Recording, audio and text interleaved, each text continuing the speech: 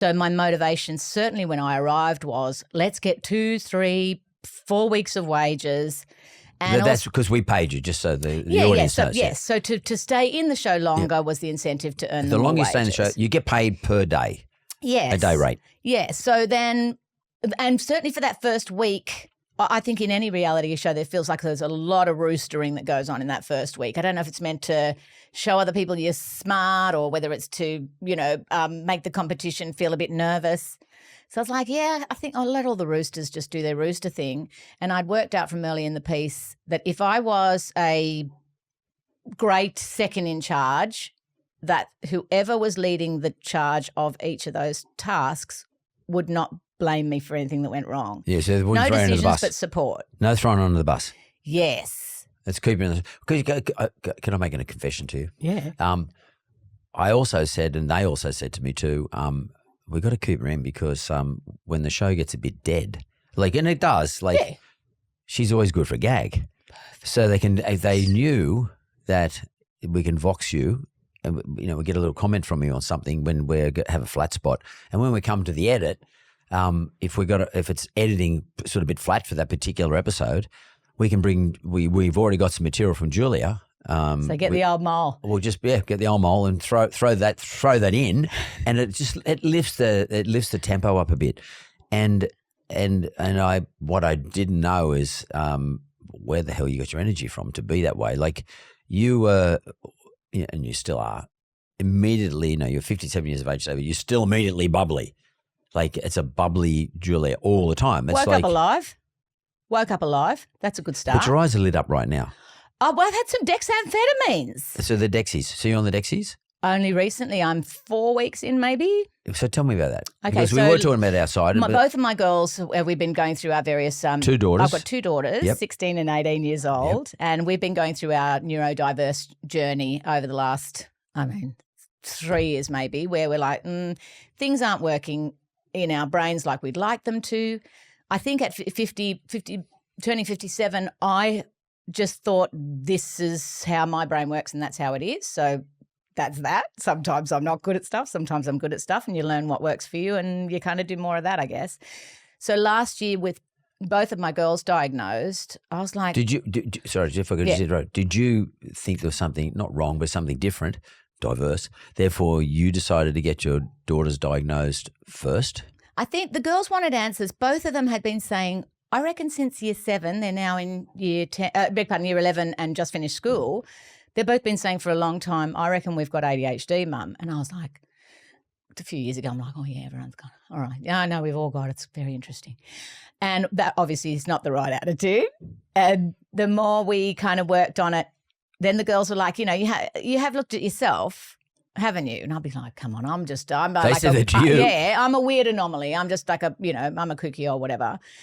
And then I thought, well, maybe I think with menopause as well. With menopause, what happens is the brain, anything that you were able to mask in the past and look capable and be together and finish a sentence and tra-la-la, all of a sudden all bets are off and the brain's like, I'm going to leave you to it.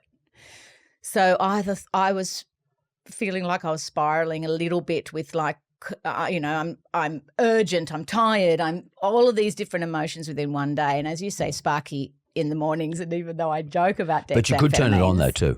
Oh, God, yeah. In a heartbeat. Yeah. But the dexamphetamines, which is a Vyvanse and it's a slow rollout of 8 hours, what that does is it lets me focus on what I'm doing instead of what would normally be happening for me and my brain. I'd be like, oh, there's a silver thing over there that's going to make under my chin look better. This light's going to be good. I wonder if my glasses are reflecting. I should have probably put some more lipstick on. That rain this morning ruined my hair. I wonder if those cameras are on. That's a nice camera. I was thinking about Canon at all times while talking to you. So now all I'm doing is talking to you. So I feel like it's cut away 15 radio stations to one. Was it a relief to find it out? Or was it Do you know, lots of people have been sort of, there's a lot of talk about ADHD online, and they were saying, it's just an excuse. It's an excuse to behave badly or not to call back friends or to do whatever. But for me, it has been an explanation. I feel like it's given me an explanation. Okay, so I'm not a bad person because I couldn't return that call. I'm not a bad person because I can't keep up socially when my batteries are out and so on. And so, yeah, I think it's allowed me to kind of slow things down. I don't want to be all urgent for this next part of my life. I want to feel like I'm, a bit more chill to hang around and feeling chill inside. Just explain it to me, though, a little bit more, because I found something you just said quite interesting. And I've often wondered this about people who have ADHD.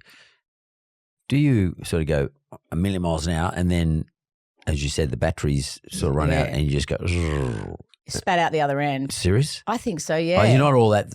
You're not like that to the time you get into bed, and you're still like that when you're sleeping. No.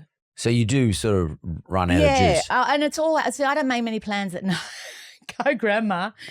I don't make many plans at night because I find by about 6 o'clock You're cooked. I'd rather start cutting than go out and be social. Yeah, I've got no interest. That's out with all the drinkers. Out with no judgment. But and I love a glass of wine, but I can't be out after dark just having people talk out. Now, or this has always been the case? Now. I think I've always been a bit of a homebody, actually. That's funny. I would much rather be at home and have a couple of pals over than partying anywhere. So does that mean you're like, it sounds crazy for me to ask the question, but a little bit introverted? Yeah. In a social sense? Introverted, extrovert, I think. It's weird. It's weird, eh? Yeah.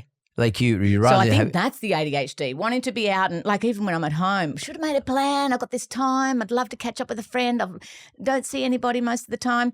And then when it comes to the moment, oh my God, I don't want to do it. Why do I have to go? Why have I done this to myself? But once you're there, you flip back into I do code. enjoy it, but I'm also counting when can I get out of here?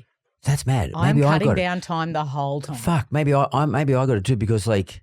Get in the algorithm. It's fascinating. What, there is one? So you know that hyperactivity is not busy drag queen. The hyperactivity is all in your mind. And so my mind feels like a bit of a Rolodex. Keeps turning over. Yeah. So that's the slowdown I needed. But the other part of ADHD is before you realise that, I'm not going to describe it very well because I'm still taking a little deep dive into it. But what happens when there's a lot of addiction issues with it because you have some self-regulating stuff. So you have to be careful with booze. You have to be careful if you like a jazz cigarette. Oh, I wouldn't mind being addicted to that. But honestly, I had to shut up shop, Mark. No judgment. Oh, no, I think the roots have closed. That's a shame. But like, how do you get to the point where you are going to, kiss somebody? I don't understand. So I think that might be over for me, that section. But what about addiction to your work? Definitely. So if you look back when you're, when you were 10, 15 years ago, do you think you were addicted to your work as well? I think that I thought I didn't have, okay, let me put it this way, even though I know it's going to sound wrong. I didn't have much brains, but I knew I could work hard. Yeah. So now I realised I think I might have been confused about my brain because of the way the ADHD rolls. And now that I've started to harness it a little bit and understand it, and also the interesting thing about having the diagnosis is I can start to plan a day or a week or a month or a trip knowing that these are some of my shortfalls or some of my little idiosyncrasies. So now I know to build in the rest time. I'm going to need a little processing. So if I'm on a big trip, we're heading to Tokyo with my youngest. So I built in like a little half morning, half afternoon where we really just stop and scroll or do whatever it is to let the brain reset itself. So definitely get that diagnosis. My diagnosis has helped, me run days a little bit better. Otherwise, I'm up early and I'm going to smash myself until I'm still doing chores by the time I get into bed. So just given that what you're saying, because I'm sort of thinking along with you, does that mean that because you're so hyper-focused on many, many things that your peripheral vision relative to other things going on in your life might be to some extent reduced, and as a result of that, you might be open to being manipulated? Definitely. Oh, my God. Definitely. Easy to manipulate because I see the good in people, yeah. I think I'm easy to manipulate because I should put this in the past tense. I feel like the last 3 or 4 years I've been doing some pretty extensive work on myself with thinking about trying to recognize if someone's being rude to my face, because sometimes if someone's rude to my face, what I will do is think, oh, no, they're going to be so embarrassed when they realize how mean they've been. They're going to be embarrassed about that. So I'm going to let them off the hook so they don't feel embarrassed about that later while they're being rude to my face, instead of being like, hey, you know what? Go get fucked. Yeah. I'm all like, oh, no, it's all good, man, you know. So that people pleasing. Was that you before? That's me, people pleasing all along. That's a big part of ADHD as well. Oh, people pleasing. Yeah, the people pleasing and the compliance. I'd much rather do that than be in trouble. I don't want to be in trouble. But because the reason I said that, because I remember I just said to you and I'm going to apologise in advance for doing it, but I just said to you, we always knew that we could keep Julia in the show, even though you were the best in the show. Like in my view, you should have won. You did win, but we also kept you there for convenience sake, because I knew because I used to see all the Voxies from the day before. So they show me the stuff in the, before we get in there. I get there early and we look through the previous day, and I'd see Julia in there, just so good for us, like helping us with those blind spots with energy, because everyone gets pretty stuffed, and you always give us a good, 30 seconds. And to some extent I thought, well, let's use her. Yeah.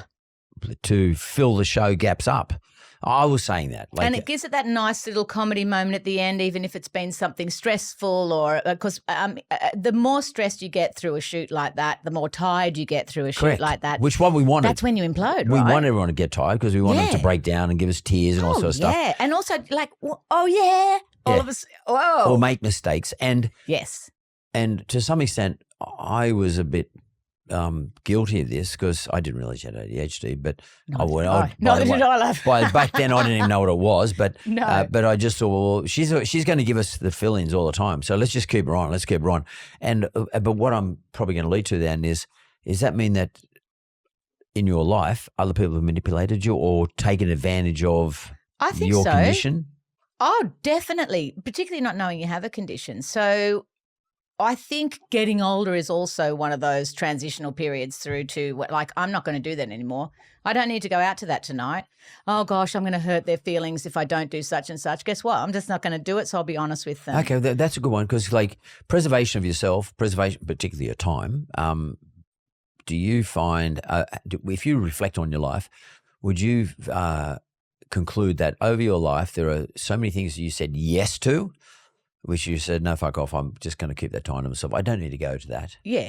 So is that a thing? Has that been a thing? I think so. Okay. I'm not a great one for going to things anyway. I think I am on the day. But if it's business related, let's say it's... if it's you got to go. It's a red carpet, whatever. Got to go on. Like so for the Logies last year, I'd not long got my diagnosis for ADHD, but I couldn't get in to see a psychiatrist for nearly 4.5 months. So you can't get your medication? I knew that I was going to have a medication option. I only wanted to check it to see if it made me less volatile, to see if it made me less reactionary, to see if it just made my life feel slightly less like I'm going to chuck at all times, that anxiety and that intense. And I rang the GP and I'm like, I'm going to kill someone on that carpet on Sunday. I'm going to lose my career on Sunday. Is there anything we can do? Because I'm going to rip someone's fucking face off. They're going to ask me a stupid question or what? Like, I'm in no mood. And so she started me on HRT that afternoon on the hormone replacement therapy, and that definitely gave me a little bit more of a breathe calm until I could get the medication. But there's definitely a big gap in the way we roll out our medical system, certainly for medication. And it's correct, I guess, because you don't want everyone just chucking out the meds everywhere. But waiting 4.5 months when I knew that there was something. 4.5 months to see a psych. To see a psych before they then sent me for a series of heart tests, before I'm then allowed to have the medication. Because they don't want you to have a heart attack on the Dexies. I mean, honestly, I wouldn't have minded at that point. I needed such relief. But there it goes. So, over that time, when you're in no mood and you've got to go, I don't even know what I did. I think I just had to breathe it out and go old school with how I'd learnt to manage myself in the past. So just on learning to manage yourself, like when you were growing up, did you ever discuss with your parents? Did I have, like with my parents? Yeah. No, there wasn't that time. My parents both worked like 2 jobs. They, there was love in our home, but no one talked about feelings like they did these days, or the way their, brains are operating. So yeah, that wasn't in our home like that. I don't think that was like do your homework, do what you need to do, get to bed, start again, work tomorrow. Was Julia Morris as a kid? Was she a studious kid or a compliant kid? Always compliant, didn't want to get in trouble. So I wasn't a sneak out of the house kind of kid. I was trying to make my parents laugh, loved family life, loved being at home again. But I think I needed that stillness of home. So, but as a kid, I don't know. I mean, were you always funny though? My parents tell amazing stories of how I was a handful. In what regard? But now I look back, Mark, it's ADHD. So of all of those things that I would have like beaten myself, I'm full on, I'm an acquired taste. All of these expressions that have been put on me from other people in the past, I'm now like, that's not actually the truth. What they know is the old Rolodex brain me. I feel like new me feels a bit more calm and can see a thought all the way through to the end of the sentence.